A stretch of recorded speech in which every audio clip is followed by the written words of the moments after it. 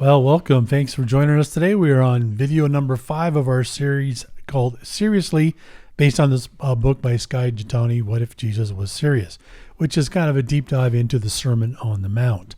So today we're looking at, if you're following along in the book, we're doing chapters 36 to 40, and that covers Matthew chapter 6, verses 14 to 23. So we're going to jump in right away and look at what truly motivates us. Yeah, because when we're looking at this part of Matthew, we definitely are seeing Jesus kind of responding to religious leaders. Yep. And not necessarily talking to religious leaders, though I'm sure some are listening, but like really using them as the, hey, here's what you see them doing.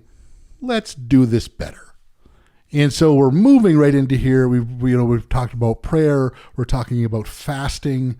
And this is in that time, he's just talked to them in the idea of the prayer that he's taught, which, we have the Lord's Prayer, or the Our Father. And he's really, I think, again, he's really correcting what people have seen, because it's what they've known. It's what they've witnessed through all the religious leaders. And we had mentioned before that when it came to prayer, the leaders were standing on the corners and they were praying these eloquent prayers to be seen. Yes, it was all about that. And that's where we come down to this whole idea of what truly motivates us. Yeah. And that's what he said there, especially as he's talking about fasting. I think really at the end of the day, it's as much as it's about fasting. Yeah. It's not really about fasting. Yes. It's, because here's the thing. Skye does talk about in that culture, fasting was a mark of a deep commitment to God. Mm-hmm. So these individuals were doing it because they wanted the influence, that status, and reward that people saw. Oh, they're fasting, and they made a very big deal out of it. They made a very big show out of it. And again, Scott McKnight in his is a great commentary on the Sermon on the Mount in the Story of God commentary series. He says the central issue that provokes Jesus is an act done to be noticed as pious and to gain a reputation. Because the chapter does go on. Again, it does talk about prayer. It does talk about generosity and fasting, and the wrong thing to look at is that these things are bad. They're good. It's good to give. In and of themselves, they're good. They're good. It's good to fast. Yeah. It's good. There are great benefits to that, but there's rewards even. But if the ultimate benefit that you're looking for, well, Jesus actually pretty much says it. If it's to be seen and to be noticed, he actually says in the midst of this, I will tell you the truth. That is the only reward that they will get. Ouch. Yeah, so it's not even just so much like, hey. So it's not just like you said in other places, where a cup of cold water in my name, you'll get a reward. Yeah. In this case, the reward is you got noticed because that's what you wanted. Yeah, and like it's like that's the only one. So even the good benefits that can come from praying and generosity and fasting, he's basically said, no. And that's because your motivation was wrong. Your motivation was wrong. It's become a performance art. Yeah, let's look at that for just a minute. What were they doing when they fast? Because when I think of fasting, I usually do it in my home, and my wife might know I'm doing it, but that's all really in that case. But in this culture, it was a little bit different. They turned it into like performance art. Tell us how they did that. Well, it should say in the NLT, they translate it, they try, I think that's the keyword, to look miserable and disheveled so people would admire them. So they actually changed their physical appearance? That's what it would seem like. Yeah. It was whatever it was, they would, basically obviously if you're not eating for a while, you might experience some discomfort. It's like the idea of like, how can I turn that dial up? I've been fasting for 15 minutes and look how disheveled I am. Or just like, oh, I'm so hungry, or just something that just like hey, look at me because I'm fasting to hear from the word of the Lord. Yeah. And just whatever it is, like it's that, and I believe it's Scott McKnight actually said the hypocrites disfigured themselves in order to show others that they are fasting. So they wanted people to notice that they were fasting. Yes, and so they just amplified what they were going through, probably maybe even beyond that, because Jesus' response is like wash your face and things like that. It's pretty harsh. Yeah. It's not about the idea of, you not look because you might feel disheveled or whatever.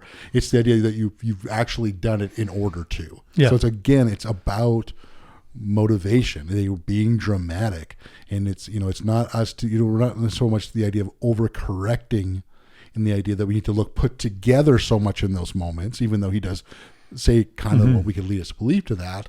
It is really about the idea of just like, oh, you know what, you can try. If on a regular day you were going to comb your hair and wash your face, this is a regular day. Just stop being so dramatic. So what might that look like in today's culture? Obviously, we're not going to stand on a street corner and look disheveled. People might, hand us a $5 or something because they might think we're homeless. That probably doesn't equate. But if I'm trying to get attention for myself for fasting, what might that look like today? Well, I mean, I think just probably saying it. Just like, oh, I'm fasting today. Yeah. I guess, and don't get me wrong, there might be a time when that might be the right thing to say. Yeah. But like if you're constantly bringing it if you're trying to draw attention to it, that's basically the idea. I mean, again, if somebody finds out, it's not like you found it, I got to stop. No, that's, again, it comes down to your motivation. Yeah. But I've seen this on Facebook before where people will, I feel this or that today. And it's like, what's going on? And then they go to these explanations, and they really, I don't know that there's actually a problem they're having that is, in the end, they're just trying to get attention, in my opinion. And that really is it. That's the issue here. It is not about you can't have informed someone of what. It's the idea of, are you doing it because you want that recognition of how wonderful, how close to God they are. And I think we could do it in any sort of way, because Skye does challenge in the midst of this. What are we doing simply to appear more righteous? Or way more righteous than we really are. Than we really are, yes. And it may not be fasting. Yeah. And that's why I say it's about fasting, but it's not really about fasting. What is our motivation behind it? Is it about that reward that can come from God, whatever it is, or is it, again, the idea of people looking at us and saying, oh, wow, how close they are to God. So creating a false image, like you said, maybe closer than we actually are, to make ourselves look better in people's eyes. Cultivating an image. Yeah. Absolutely. I think that's what it really comes down to it. And it is tough. We are in a society that we are, we probably all to a degree guilty of cultivating an image, to make ourselves look a little better, to more presentable, whatever that is, because we want to feel that. Yeah. Good to get the likes, to all that sort of stuff. And when it comes to fasting, which is about communion with God, you essentially can make it less about communion with God and more about. Yeah. And I think we touched that in a couple of podcasts ago. We were talking about what happens internally is the point of, in this case, fasting. We want to have a better relationship with God. We're denying ourselves something so that we can learn or grow in our faith, which is a good thing. But like you say, when the motivation switches from that to making myself look better in other people's eyes, then we've kind of missed the point of what we're trying to do. Yeah, and that really is, especially in this section of the Sermon on the Mount, is really a lot of what that's about. It is about the look. It is about the look at me, look how close to God I am, or whatever, as opposed to, but hey, are you really? Are you doing this for the look and people notice, or are you doing this because you really want to know God more? Mm-hmm. And I think that leads us right into the next section of Matthew chapter 6, verses 19 to 23. And if you're following along in the book, it's chapters 38 to 40. And Jesus is talking here about treasure, or I guess in our case, our status or our wealth. When we use that to define us. Yeah. And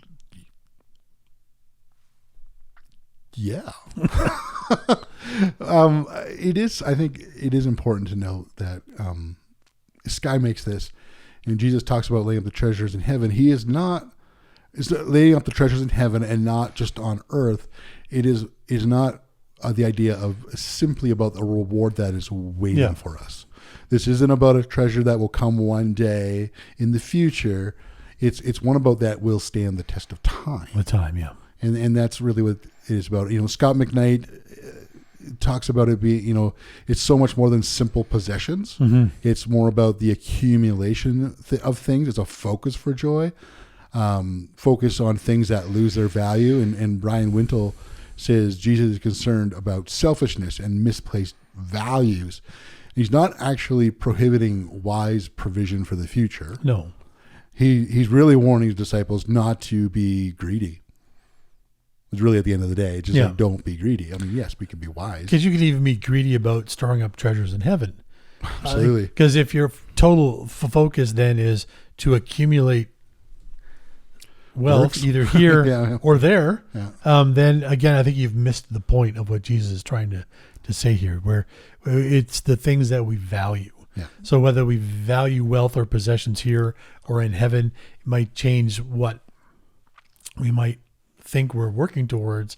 But Jesus is basically saying, don't focus on wealth and status and power, but to focus on things that really matter.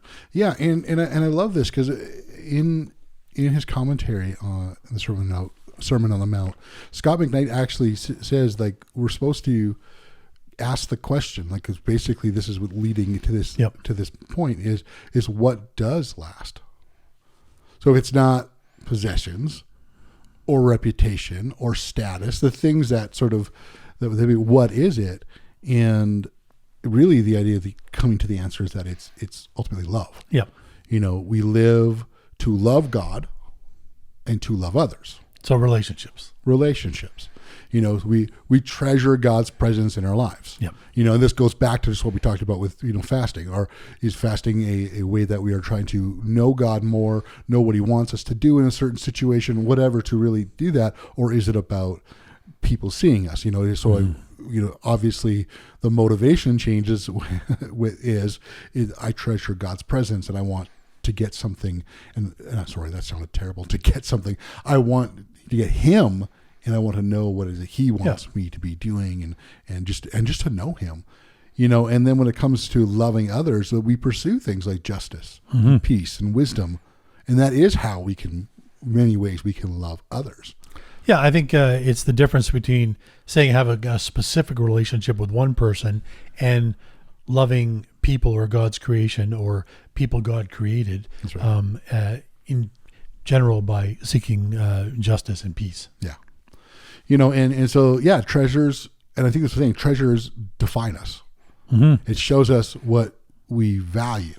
Yeah, I've often said this to parents. If I asked your kids what it is you truly value, would Jesus even make the top 5 kind of thing, right? So, yeah, absolutely. And then and I think it's safe to say, if we truly value Jesus, it's going to show forth, as you've said many times. Yeah, it's going to show that value is going to show forth in how we interact with others.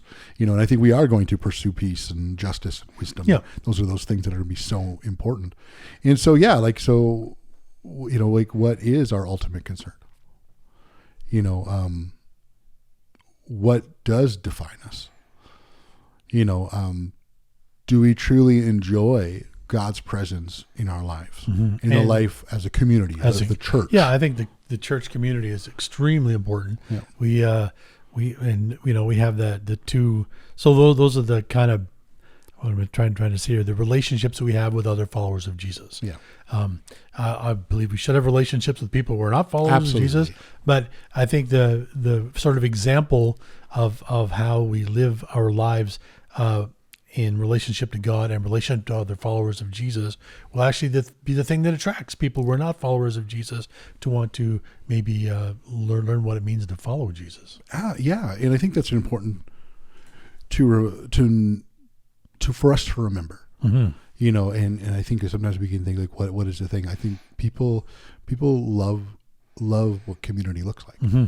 And I think it's very attractive and drawn, and then that becomes that love for each other, and again we see the God's presence, we desire that. We see it in ourselves. We see it in our community, our church community, but we see that just in the world around us, right? It's in the everyday things of life, and it's about that we're able. It's not about whether he's present. We know he's present. Yep. It's about our ability that we value so much that we are going to act accordingly and be able to recognize it. Mm-hmm. And that isn't always how it comes across to other people, particularly how Christians are portrayed in the media. Mm-hmm. What do they value? Well, it would appear they value politics and other things way more than they value their relationship with other people or with Jesus. Yeah. And it makes me kind of sad, actually, to think about that's how. And I'm not saying it's every follower of Jesus or every church that is that way, but and I know the media is biased towards extremism and drama because that's what sells airtime. Absolutely. It's what we pay attention to. Yep. So I think, as we want to recognize, God's presence everywhere, we want to be able to look at things, with compassion, with love, with a longing for peace, with a longing for justice, and a desire to practice generosity. And I think that really goes to the transformation that happens inside us. We've talked about this all along here, is that a lot of what we're talking about happens internally. All the changes, the reasons we fast, the reasons we pray, ultimately help us to be transformed, to become more like Jesus. And that eventually has to come out in our actions. Yeah. And just like as we kind of come to the end of this here, I want us to focus on verse 23, because I think this is pretty big. Yep. But when your eye is unhealthy, your whole body is filled with darkness. And if the light that you think you have, light that you think you have is actually darkness, how deep that darkness is. And my thought was that it's just sort of like, there's a great possibility for deception. Yep. That if we think darkness is light. Exactly. And so it really puts in, and Daniel Aiken in his commentary just says, it really puts in our perspective of life, our priorities, and what is truly valued and important can actually be misdirected. Mm-hmm. And I think that's just a really important, idea of this, is to really be able to evaluate our treasures, to be able to take that honest look at ourselves and allow God to really, God and the community. That's why we are in community, because sometimes we're just not good at seeing this stuff, and we need those who love us to say, hey, Yep. You maybe have a misdirected value. You maybe have a priority that is out of whack, and it is not a good thing. Yeah, and I think that's a place to really strive to get to, is to be accountable in community. Too often we're maybe too polite. Yeah. And I think we need to have trust, for one, and that probably needs to be worked on, and love demonstrated. But eventually I think we can get to a place where we can actually be accountable. So, and I think that's important to what you're talking about, because if I'm living a life that is on the wrong value and I'm deceiving myself and no one tells me, it doesn't help me. Yeah. And so I think just leaving it there, I wanted to sort of the idea of kind of maybe, for me, this, especially as I really kind of read about this and thought about this, some treasures that I really feel come directly from the presence of God. Yep. That I really want to define me are things like generosity, compassion, love, peace, justice. Yeah, I wholeheartedly second each and every one of those. I think our culture, our society, everybody that we have influence with would be much better off if we all placed a higher value on these things. Yeah. And so, if we were wondering, hey, what are the treasures? I'm going to just say, I'm going to start here. And if anyone wants to join me in starting there on generosity, compassion, love, peace, justice. I'm with you. All right. Well, thank you so much for joining us once again. As we just quickly sort of did a bit of an overview of What If Jesus Was Serious by Skye Jethani. The chapters we're sort of looking at were 36 to 40. It encompassed part of Matthew 6, 14 to 23. Go ahead and, talk with friends, interact with this sort of stuff, be challenged of maybe, ourselves, or what are maybe some treasures that are defining us that maybe aren't so great. And then reaffirm the treasures that like some of the ones you talked about. Maybe you've got some others that we didn't name that are really good, and do that. If you're in a missional community group, please take some time to read some of the stuff that are in the show notes to help us into more conversation around some of this. We so much enjoy being able to do this with you, and the conversations I'm sure you're going to have, and some of the conversations we'll have with you. Any questions, please put those in the comments, and join us again as we walk down further into this series called Seriously.